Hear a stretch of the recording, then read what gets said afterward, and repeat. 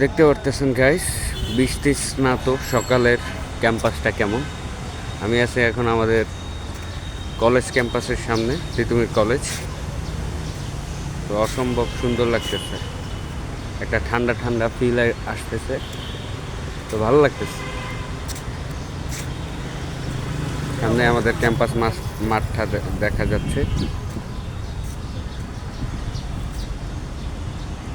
কুকুরেরাও চিলমুড়ে আছে। ওইখানে কিছু ভাইরা ফুটবল প্র্যাকটিসের জন্য আসছে, সম্ভবত তাদের আজকে ম্যাচ আছে। যাই হোক, চমৎকার একটা ভিউ আপনারা দেখতে পারতেছেন।